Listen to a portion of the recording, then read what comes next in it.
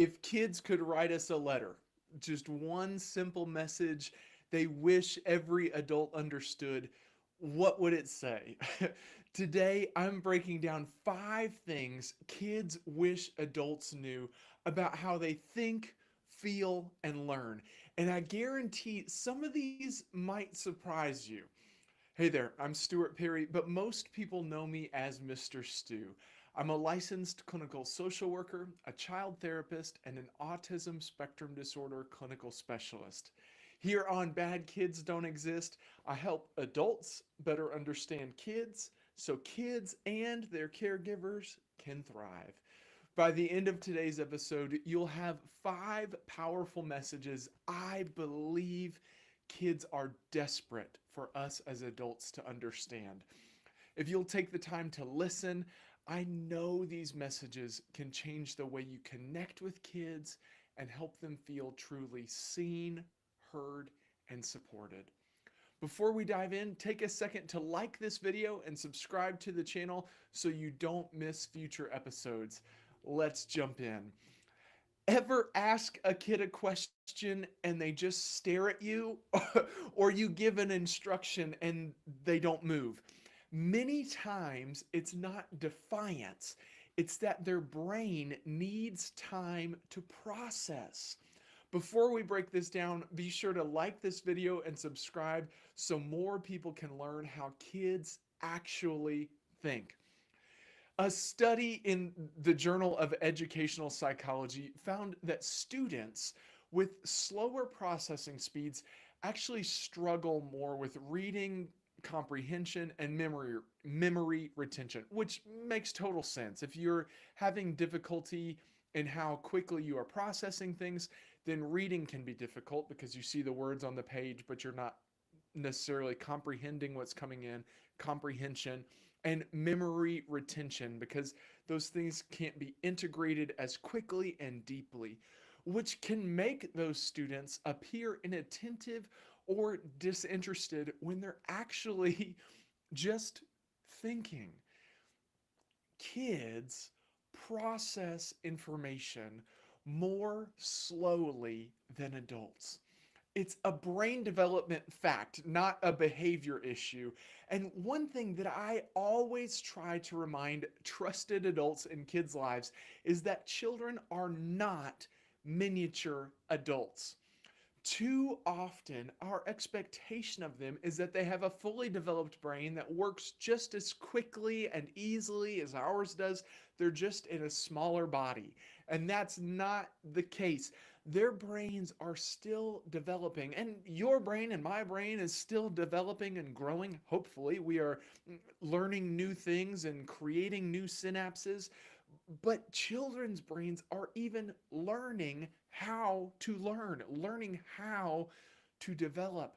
And that means that children process information at a slower rate than adults because their brain is still developing.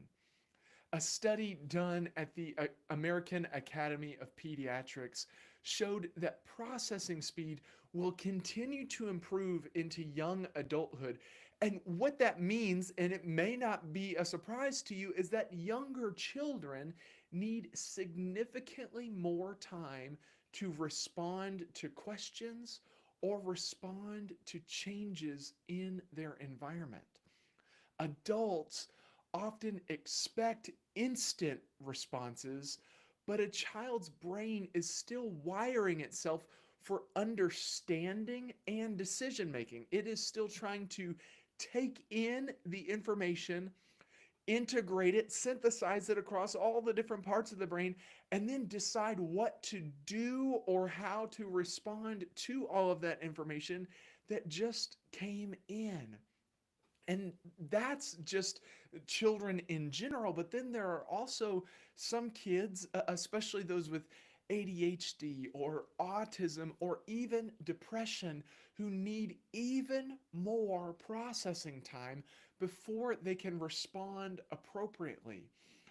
Many times with kids, you may get an instant response, but it might not be, or it probably is not, how they're really thinking and feeling, what they really want to say back. They just feel this pressure to respond quickly, so they respond as fast as they can with the shortest answer that they possibly can think of. And you and I know as adults that we don't respond well sometimes with the first instinct that we have, or the first thing that we want to say might not be the best thing to say. I know for myself personally, I have to write emails and then read those emails and make sure that what I've typed up is what I meant to say and how I meant to say it, because it takes me time to process. Children are that same way. We ask kids questions, and often a child will just say, I don't know. I say it's a four-letter word, I-O-N-O. I don't know. They may just say, I don't know, or they give very quick, brief answers. And sometimes that I don't know is honest. And we need to be okay with that. That if a child says, I don't know, that maybe they are looking to understand. Maybe they really don't get it. And as adults, I wish more of us, and myself included, would be honest and just say, I don't know, when we don't know. Sometimes a child, when they say, I don't know, or I don't know, is being totally honest, and we don't accept that as an answer. But sometimes they are being honest, and then sometimes that child is just feeling pressure to answer immediately. And if they were given some real time, they could have an answer for you. So here's my tip: give kids at least 5 to 10 seconds to process before repeating yourself or assuming they're ignoring you. At my house, I have an Alexa, and I get very angry at Alexa if she does not immediately hear and respond to what I'm telling her to do. There are times where the timer from Alexa will be going off, and I'll say, Alexa, stop the timer. And then it keeps going, do, do, do, do, do, do, do, do. Alexa, stop the timer. Do, do, do, do. Alexa, stop the timer. In that situation, you don't have to give 5 to 10 seconds. But if you are working with a child and it seems that they're ignoring you, or it seems that they're being defiant, maybe give them some time, at least that 5 to 10 seconds, to process what has been taken in and give you a thoughtful response.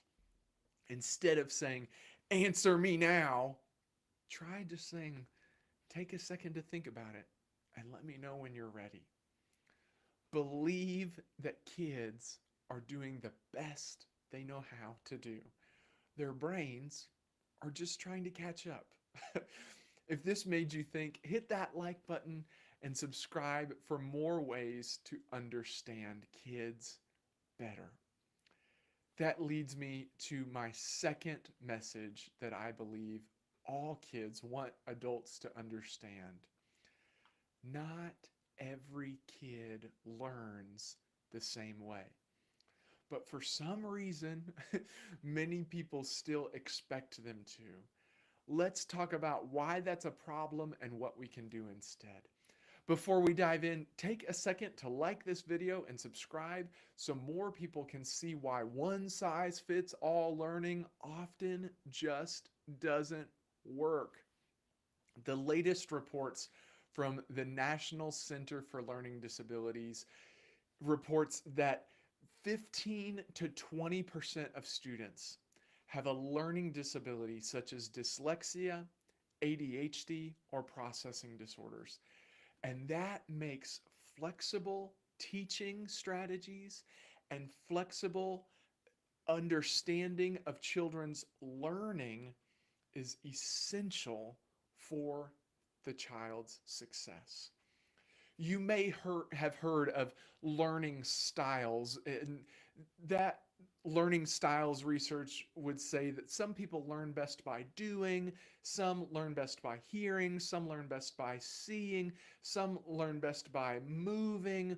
And I'm here to tell you that actually that learning styles research has been fairly debunked by modern science.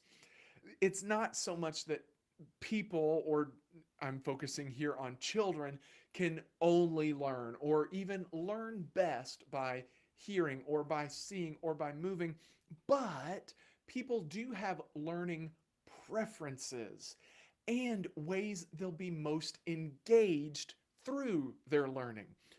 If we follow those preferences and allow people to be engaged as they learn, then they will learn better. So it's kind of a workaround in all of the research. It's not that people can't learn ways that are not their preference. It's just that if you can find those preferences and target those preferences and use those preferences, they will be more engaged in their learning.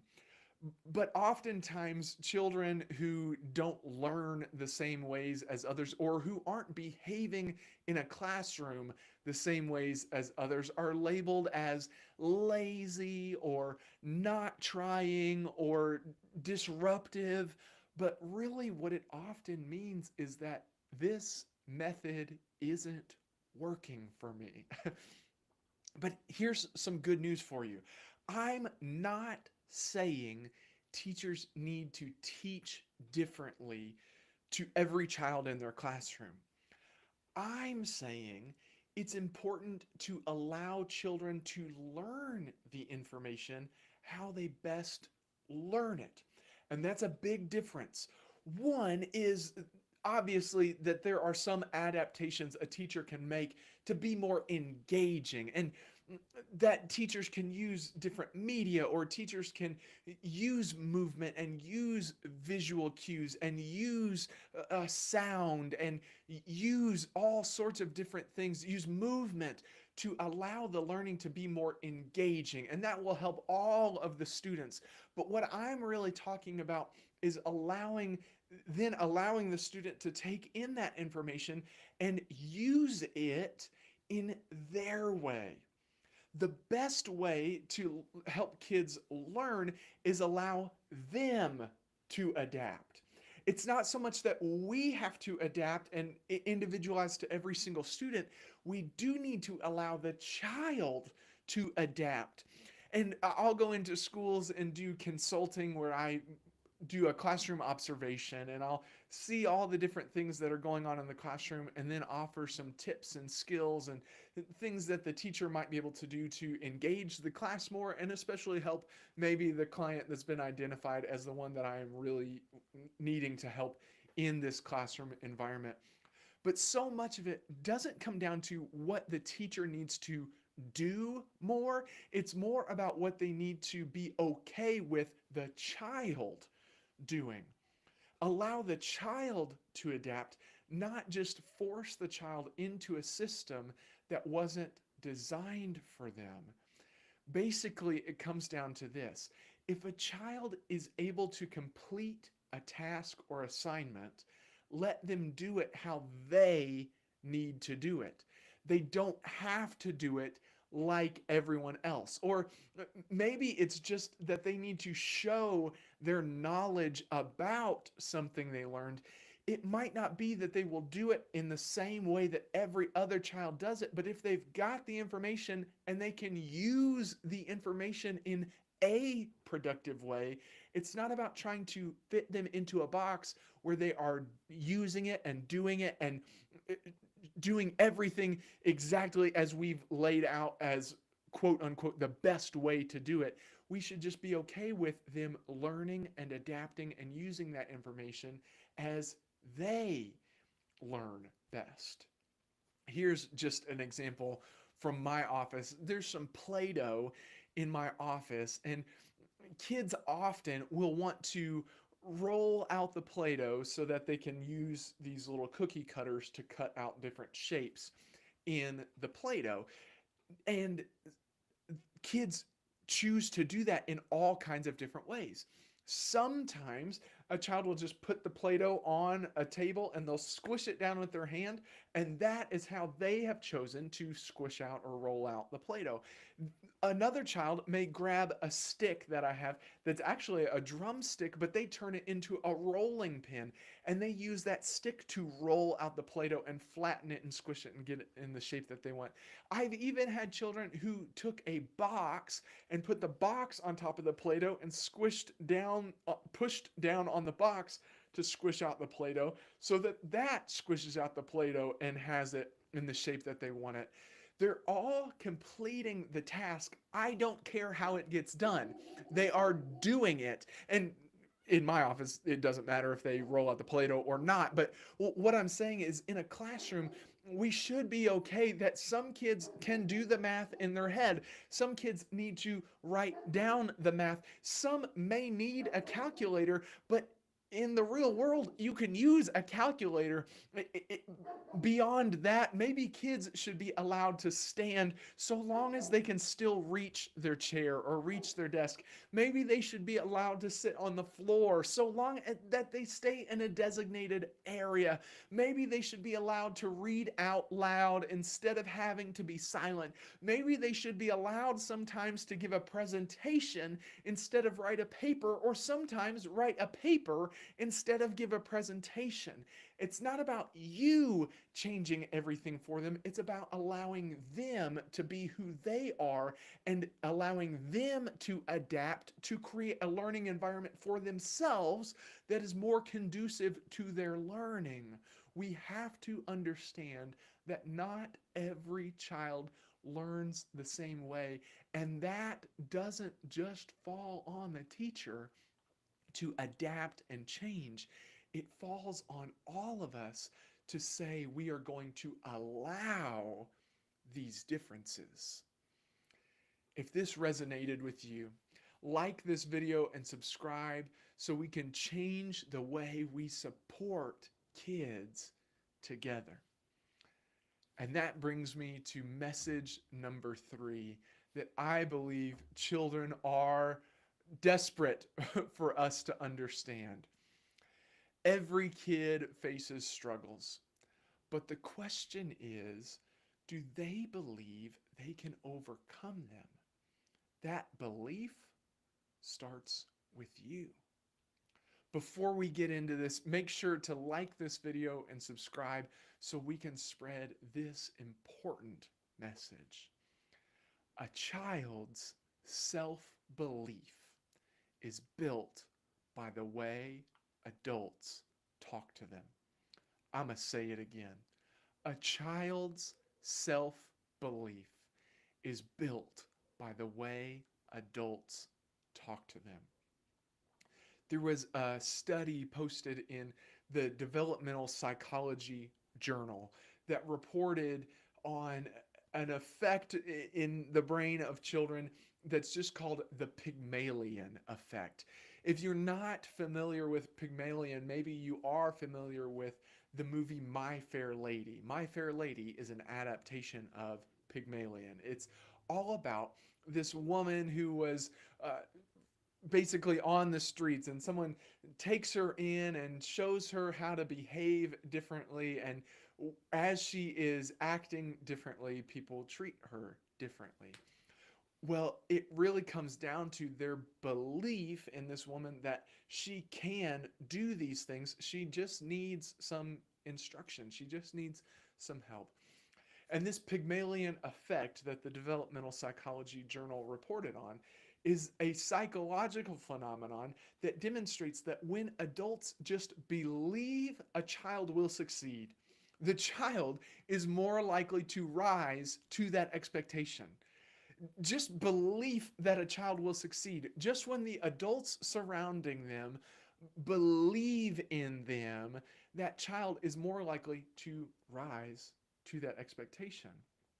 A famous study even showed that children given extra encouragement, even arbitrarily, just throwing out encouraging phrases, showed a boost in both confidence and performance. Kids need us to believe in them. As a therapist, that's one thing that I have to talk with adults about often, because many times when they come to me, they've been dealing with behaviors and dealing with disruptions for several weeks, months, or years. And sometimes they just get in their head that this is just going to be the way it's always going to be. My child cannot go beyond this. And if that is your belief, it's very unlikely that the child will go beyond whatever it is that your belief is. But if you can believe they can be better, if you can believe that they can make different choices, if you will believe that they can grow and develop and be different, then they will. And that comes down to you and what you are believing and how you are speaking to your child or the children in your life. I've had conversations with administration from different schools where they tell me, "Oh, this child is always the problem. They're always in the middle of everything." And that may be true. It may be that this child is consistently in the middle of problems or seemingly causing lots of problems, but do you believe that they can grow beyond that? Do you believe that they can do better? If your belief is just that this is a bad kid doing bad things and they're broken and that's just where they're always going to be, then don't expect them to be more than that. But if they can be surrounded by adults who are encouraging them and letting them know that they do believe that they can do better or that they can rise to meet this expectation, then it's more likely they will. And I also want to say here that encouragement isn't just about praising success, it's about supporting the effort even when they fail. It may not be that the child is encouraged and then immediately just starts making all these positive decisions, but can you encourage them? And then, even when they mess up or even when they make a poor choice, can you tell them that you see that they're working hard? You can see that there's progress, even though they haven't yet reached where they want to be or where you would like them to be. A study from Harvard University found that parental expectations are one of the strongest predictors of a child's academic performance. And that children who had parents who believe in their potential had significantly higher success rates than those whose parents were doubtful. The operative word there is potential. Children whose parents believed in their potential had significantly higher success rates than those parents who were doubtful. It doesn't mean that the child doesn't make mistakes. It doesn't mean that they don't make poor choices. It doesn't mean that they never mess up or that they never seem to fail at something. It's just that I believe, you believe, we believe they have an incredible potential for success. And if we will believe that, if we will really harness that belief and respond to the child out of that belief, we change a child's world. Those children who receive that encouragement, receive that praise, receive those high yet meetable expectations, and we are saying we know they can do it, not calling them stupid when they don't meet it, not yelling at them and screaming at them at every single mistake. But when we say, "Hey, I know you didn't reach it yet, but I know you can do it. I know you've got this. You can do this." That helps a child get success. That belief in their potential changes everything. And the opposite is also true. When adults express doubt or only frustration at a child, not at a child's choice or at what a child, maybe what is holding a child back, but at the child, kids just internalize that as, "Oh, I can't do this." And so they don't, because none of us will do something we fully believe we cannot do. But if we will instill that belief in ourselves and respond to children out of that belief, then they will internalize that belief and they'll say, I got this. Kids need to hear consistently that they are capable even when they make mistakes. So instead of just saying, you're not even trying, try this. I see you're working hard. I know you can figure it out. And I'm here to help a little bit if you need it. If you want to help kids build confidence, like this video and subscribe so more people hear this message. We've been through 3 messages that kids are dying for us as adults to hear. And now we arrive at message number 4. What if I told you that kids don't need you to be perfect? They just need you to be safe. Here's why that matters. Before we unpack this, take a second to like this video and subscribe so more people can understand what kids really need. Kids don't need perfect parents, perfect teachers, or perfect caregivers. They need adults who provide emotional safety. And that emotional safety may be something you are unfamiliar with. Maybe it's something you did not grow up with. And maybe you're even wondering in your head right now, what is emotional safety? What does that even mean? Emotional safety means that a child can express themselves without fear of shame or punishment. That they can say, this is what happened, or this is what I chose to do, and this is how I'm feeling about it. That they can express that without you immediately rushing to make them feel bad about that thing, or immediately rushing to a negative consequence or punishment for that thing that they are sharing with you. That there is a safe space for them to share. A study published in Emotion Review found that children who are discouraged from expressing emotions are more likely to struggle with mental health issues in adolescence and adulthood. That emotional suppression, holding back the emotions, leads to increased anxiety, depression, and difficulty forming healthy relationships.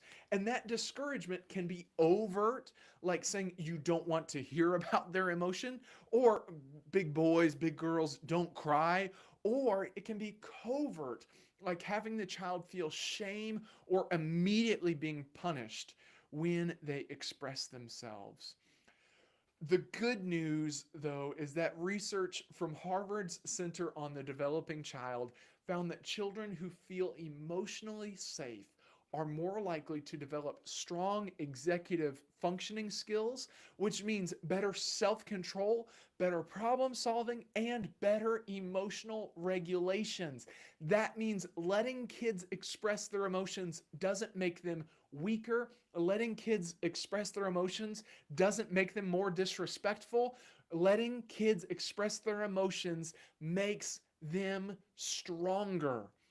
It not only allows them to feel safe, feel cared for, build stronger attachment, it actually integrates into their brain and helps them develop executive functioning skills, which is really what we are wanting children to develop: self-control, problem solving, and emotional regulation when they can just get it out.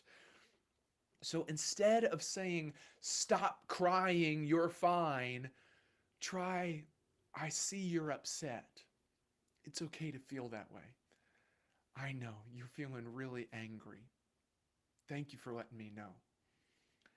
If you will let your child express their emotions, you are making them stronger. If this shifted your perspective in any way, hit like and subscribe so more people can support kids in a healthier way. I'm going to jump over to YouTube because I see that there are some comments on the YouTube channel. Eleanor says, yes, I need constant reminders that the immediacy that was demanded of me when I was a kid isn't normal for a child's brain activity. Yes, Eleanor, it is so true. We have this demand on kids where we expect them, as soon as I say something, you need to have a response for me. And I can tell you that as a fairly well adjusted adult, that many times people will say something to me and I need time to think. And it's my job to talk. It's my job to take in information, process it, and have a response. Or if I'm giving a training or a keynote, to be constantly processing the information that's being brought in to my brain. And even I, with years and decades of experience doing it, and with a mostly fully developed brain, still has trouble. So yes, kids are going to struggle with that, and we should not just lay into them for not having an immediate response for us. And Eleanor also says, I really appreciate the suggestion to replace hurry up and answer with take your time and let me know when you are ready. Yes, Eleanor, try it out. Let me know how it works, and definitely leave a comment letting me know if there was any sort of change or if you find some phrases that work best for you. Thank you so much for leaving those comments. That brings us now to the final message for today that I believe children are dying for us as adults to understand. Here's a secret: when kids vent to you, they're not always looking for solutions. Sometimes they just need to be heard. Before we get into it, take a second to like this video and subscribe so more adults can learn how to really listen to kids. It comes from a good place. Adults often jump into fixing mode because they want to help. And let's be honest, it is distressing to watch a child you care for in distress. It does not feel good to us as the adults in their life. So, for many reasons, adults will jump into fixing mode because they want to help, they want to be helpful. But I'm here to tell you that listening and validating often is helping more than immediately offering advice. Neuroscientific research from the National Institute of Health suggests that when children feel heard and validated, their brain releases a chemical called oxytocin. And oxytocin is a hormone that reduces stress and strengthens emotional bonds.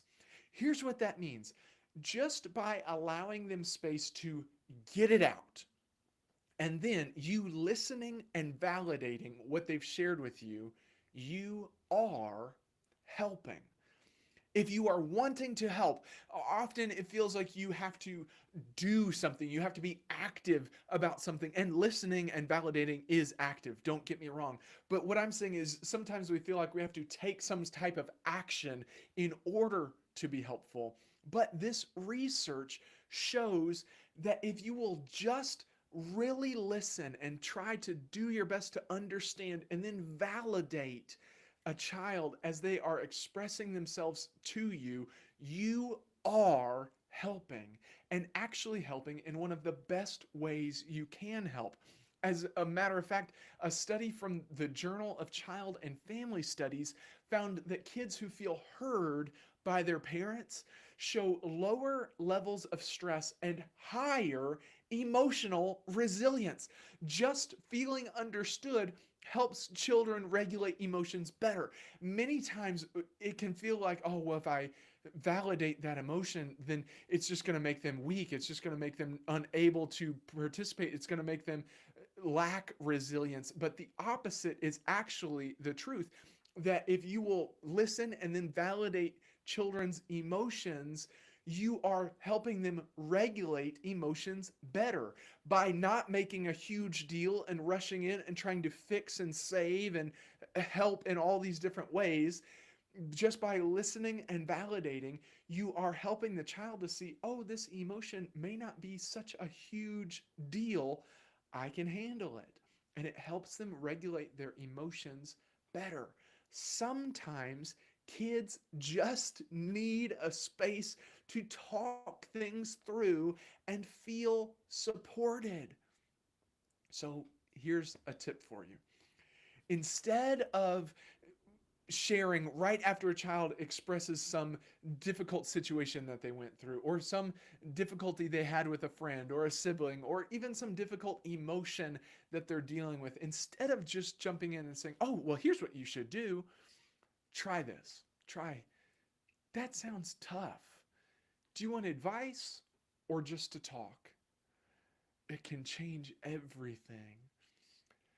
And a child who feels heard and who understands that you are not going to just jump in and offer advice before they want your advice, or you're going to jump in and offer advice before they need your advice, will begin to build this skill in themselves to say, oh, maybe I do have this. Maybe I can do this. Maybe I can work through this on my own. I don't need advice this time. I just wanted you to listen. And that child who feels heard will be more open to guidance when they actually need it. None of us likes a lecture, especially an unwarranted lecture, or a lecture that we feel is unwarranted. And if that's what you're doing, if you are constantly lecturing your child on what they should be doing and choices they should be making and how they should be doing things differently, then they're not really going to want to come to you for another lecture when they might actually need one. So if you'll validate what they're saying to you and then ask, do you want advice or just to talk? Then they'll be more open to your guidance if and when they actually need it. If you have ever needed someone just to listen, hit like and subscribe so we can help more kids feel truly heard. Today, we uncovered 5 things every child needs us to hear and understand. First, we learned children are telling us, I need time to process.